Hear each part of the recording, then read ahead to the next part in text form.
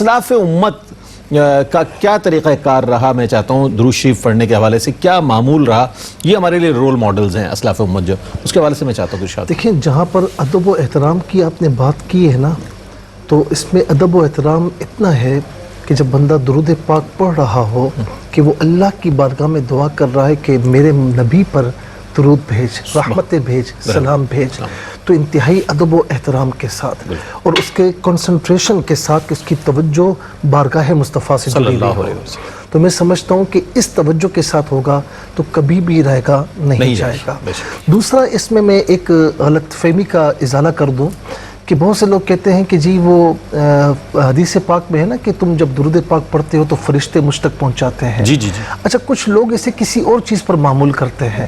اچھا وضاحت فرما دیجیے اس کی. ہاں کہ یاد رکھنا کہ حضور نبی کریم صلی اللہ تعالی علیہ وسلم اپنی قبر اطہر میں یہ باقاعدہ کئی یعنی ایک عالم نے نہیں دیکھا، کئی مکاتب فکر کے علماء نے، میں نے خود کتابیں پڑھی ہیں، فرماتے ہیں کہ اس پر کسی کا اختلاف نہیں ہے کہ حضور نبی کریم علیہ السلام اپنے مزار مقدسہ میں مثل حیات ظاہری کی تشریف فرما بے شک ٹھیک ہے نا.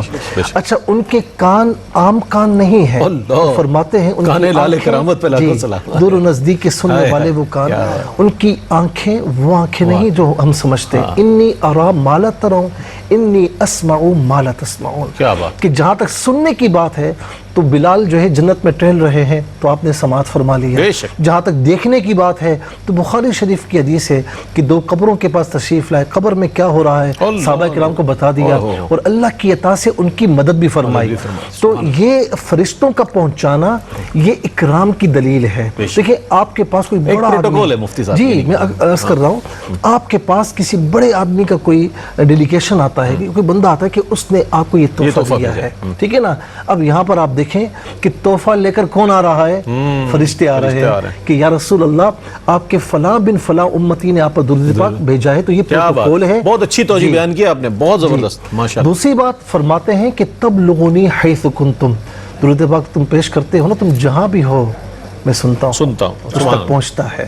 ٹھیک ہے نا. تو اس غلط فہمی کا ازالہ کر دیجئے کہ آپ نہیں سنتے، آپ بالکل سنتے. کوئی وہاں جائے وہاں سے بھی سنتے ہیں، یہاں تو یہاں سے بھی سنتے ہیں، دنیا کی کسی کونے سے کوئی بھیجے تو آپ سماعت فرماتے ہیں. اب اس بات کی طرف آ جائے کہ بزرگوں کا اسلاف امت کا معمول کیا رہا. حضرت ابی بن کعب حاضر خدمت ہے، عرض کی یا رسول اللہ میں فرائض واجبات کے بعد اگر میں 1/3 درود پاک پڑھ لوں باقی وظائف، تو فرمایا کہ زیادہ کر لے تو بہتر ہے.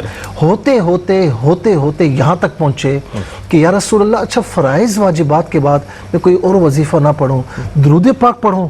تو فرمایا تو نے اگر ایسا کر لیا تو اللہ تبارک و تعالی جو تو مانگے گا تجھے عطا فرمائے گا. ٹھیک ہے نا. اچھا اسلاف امت میں ہمیں کیا نظر آتا ہے؟ دیکھیں کوئی قرآن کی تلاوت کر رہا ہے، کوئی ذکر اذکار، کوئی نوافل، کوئی وغیرہ وغیرہ عبادت کی طرف ہے. لیکن ایک بات جو تمام اولیاء کاملین میں، تمام اسلاف میں، تمام علماء میں، تمام مشائخ میں مشترک ہے، یعنی ان کی عبادتوں کی شکلیں مختلف ہیں. کوئی قرآن کی تلاوت میں لگا ہوا ہے، کوئی نوافل میں، لیکن ایک بات مشترک ہے کہ ہر ایک نے کثرت سے درود پاک پڑھا ہے. سبحان اللہ. جی باقاعدہ رات میں یا دن میں ایک وقت متعین کر کے درود پاک کے نذرانے اپنے آقا علیہ السلام کی بارگاہ میں پیش کیے ہیں. اچھا اسی طریقے سے میں یہاں پر عرض کروں کہ شیخ عبد الوہاب شعرانی رحمۃ اللہ تعالیٰ، یہ معمولی بزرگ نہیں ہیں، بہت بڑے بزرگ ہیں.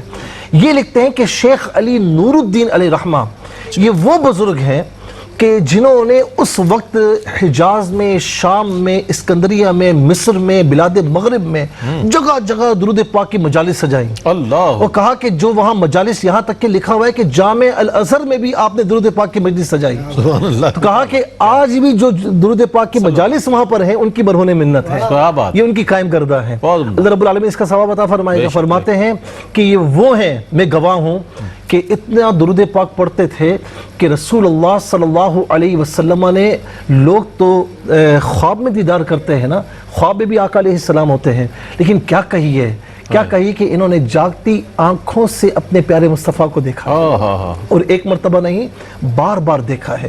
اس طرح اور بزرگ ہیں, مثال کے طور پر شیخ علی خواص, شیخ ابراہیم, علامہ جلال الدین سیوطی رحمۃ اللہ تعالیٰ علیہ.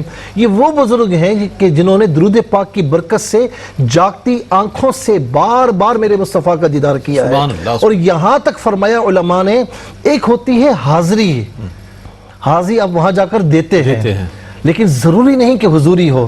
لیکن کچھ لوگ ایسے ہوتے ہیں کہ درود پاک کی برکت سے ہوتے یہاں پر ہیں اور حضوری مجلس مصطفیٰ میں ہوتی ہے صلی اللہ تعالیٰ علیہ وسلم. اچھا اسی طرح آپ دیکھیں کہ یعنی جو درود پاک کی بات آتی ہے, ایک دلائل الخیرات ہے, بڑی مشہور کتاب ہے, اور امام سلیمان جزوری رحمۃ اللہ تعالیٰ علیہ نے اسے ترتیب فرمایا.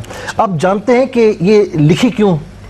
آپ ایک جگہ سفر میں جا رہے تھے, ایک کنواں تھا, وضو کی یا پانی پینے کی سخت حاجت ہوئی, تو آپ نے دیکھا تو پانی نیچے, بڑے پریشان کہ پانی اوپر کیسے آئے. تو وہاں قریب ایک بچی تھی, اس نے کہا کہ آپ کی تو میں نے نیکی کا بڑا سنا ہے, تعارف ہوا نا, آپ کی نیکی کا بڑا سنا ہے, اور آپ پریشان ہے کہ پانی نہیں آ رہا. وہ بچی نیچے آئی, اس نے اپنا لعاب دہن ڈالا اس میں, صحیح ہے, اور پانی یوں بھر کر اوپر آیا. اچھا امام جزوری رحمۃ اللہ تعالی علیہ نے وہ وضو فرمایا یا پانی پیا, اس کے بعد لڑکی کو کہا کہ یہ بتا تو یہ کرامت کیسے آئی؟ کہا کچھ بھی نہیں ہے, درود پاک پڑھتی ہوں. سبحان اللہ. اس کے بعد آپ نے یہ ٹھان لی کہ درود پاک پر ایک مستقل کتاب لکھوں گا, اور 7ویں جز میں آپ نے اس درود پاک کا ذکر فرمایا ہے جو اس لڑکی نے آپ سے بیان کیا تھا. اچھا آپ جب مقام سوس میں آپ کو دفن کیا گیا تو پھر مراکش کے بادشاہ نے 70 سال کے بعد آپ کو وہاں سے منتقل کر کے مراکش منتقل فرمایا.